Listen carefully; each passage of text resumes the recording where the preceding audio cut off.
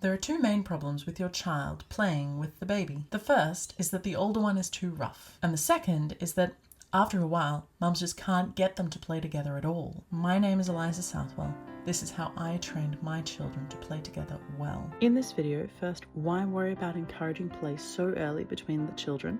Secondly, some different ideas for games you can play at different stages of your baby's development. And third, some options when they're not playing well, and these are to be escalated only as needed. So to start, why should they play together? Why is this such a big deal? Well, for the main reason that one of the purposes of family is so that you have someone to lean on when you're in trouble. I want them to get on well now so they can be good friends when they're adults. Proverbs 17 verse 17 says, "A friend loves at all times, and a brother is born for adversity." You might think, adversity? Well, my kids don't have that kind of problem. They can learn to help each other when they have real problems. But a 4-year-old can be a real help to his 2-year-old brother in a larger social setting, for example. I want to teach them to solve preschool problems now so they can solve bigger problems later. Ecclesiastes chapter 4 verses 9 and 10 says, "Two are better than one, because they have a good reward for their labor. For if they fall, one will lift up his companion. But woe to him who is alone when he falls, for he has no one to help him up." Getting back to why should they play together, I think play is very closely linked to solving problems. Games are all about problem solving, whether it's problem solving together to put a ball in a net, or problem solving together to put a robber in jail. But then there's the new problem. How do I get them to play together well? Something I often see between siblings when one of them is a preschooler is that while the little one is fascinated with the older sibling, the older one doesn't take any interest in the younger one. And I think sometimes the reason for that is that whenever the older one starts a game with the baby, mum is nervous and doesn't let them take risks. And a game with no physical or emotional risk is pretty boring. There are no stakes to play for. And from the mum's perspective, that's fair enough. Kids don't naturally play well together. They're rough, and it takes time to figure out what games they can both enjoy. And then they develop more. Those games are boring now, and they have to find new games to find new problems to solve. As the mum, I take the role of suggesting games, prompting small changes in those games, and taking back control when necessary. And I started that process of teaching them to play well together when my second was a baby. You might think, how could they possibly play together when one of them is a baby? Well, here are some ideas for different ages of that baby. When a baby's under 3 months old, they're really not very interesting to another small child. They don't smile, they spend most of their time asleep, and they're really only interested in mum, maybe dad. Encouraging their relationship to develop at this stage was difficult and was mainly confined to kiss for baby, because even hugging the baby was difficult without dropping them or suffocating them. But by 3 months, things started to change. A 3-month-old doesn't move very much, but when Lincoln started to laugh, Montgomery challenged himself to make Lincoln laugh.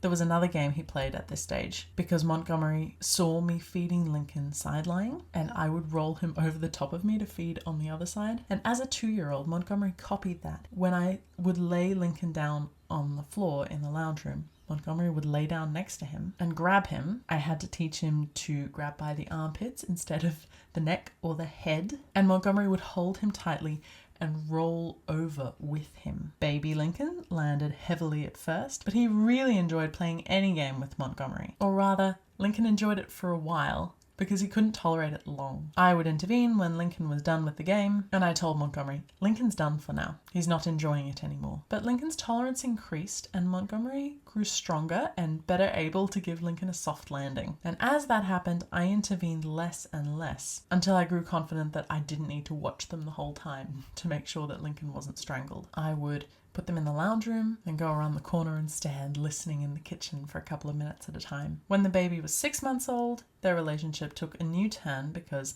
the baby was now mobile. He was still far slower than Montgomery, so Montgomery had to learn to be patient if they were going to go anywhere, but Lincoln loved the adventures they would go on around the house. Where's Montgomery gone? By 12 months, Montgomery's capacity to teach Lincoln and Lincoln's capacity to learn from Montgomery escalated rapidly. So I took a cue from that. I started trying to inspire Montgomery to teach Lincoln different things. How is a concrete preschooler supposed to relate to a younger child? Well, I thought being his teacher and protector isn't a bad place to start.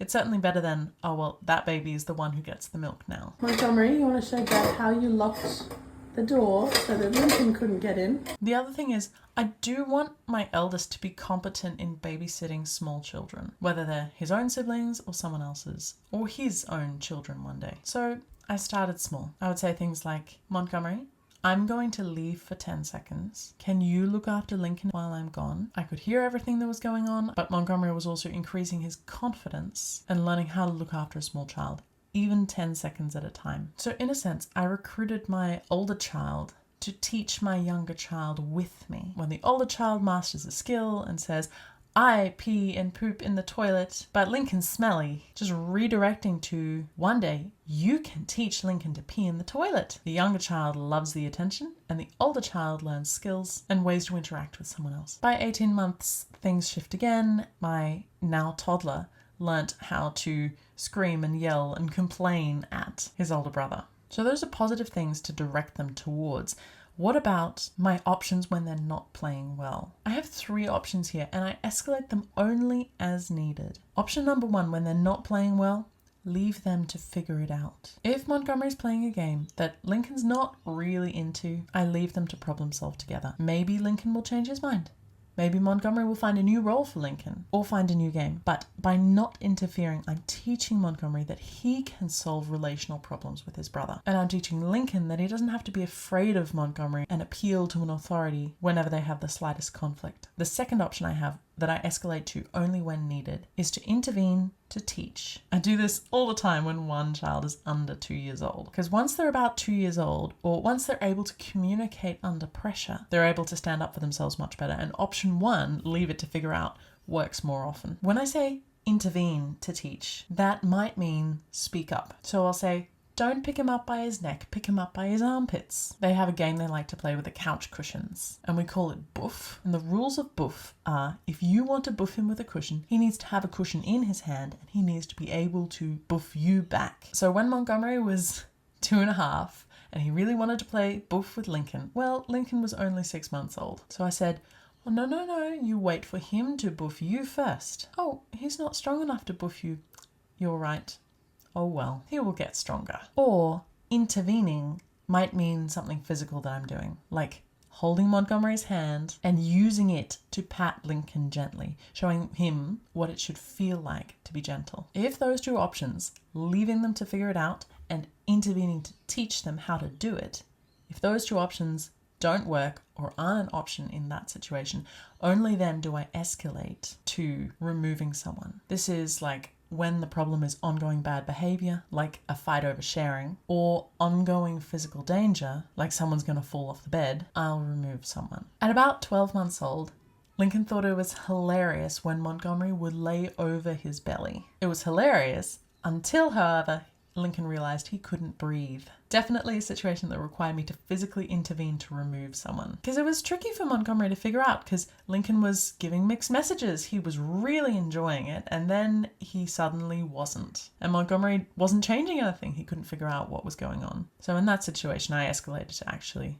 removing him. I want my sons to be friends that can rely on each other, but that probably won't happen unless I train them to be friends now. I want to provide them with healthy and engaging ways to enjoy and grow in their relationship together. I need to direct his attention away from competing with a baby to protecting and teaching him. One day, their relationship will be independent of me. I will die. So I give them the chance now to resolve their conflicts independent of me as well. And now Lincoln is learning to reciprocate in little ways. Lincoln took us out here. That was thoughtful, wasn't it? I thought Montgomery is sleeping, but maybe he would really like to play. When Montgomery stubs his toe, Lincoln will toddle over and give him a kiss. Lincoln will suggest games to play. He will offer Montgomery toys or a yummy snack, not only because I've taught him to do that, but because Montgomery has taught him to do that too. That's all for today on The Well-Trained Child.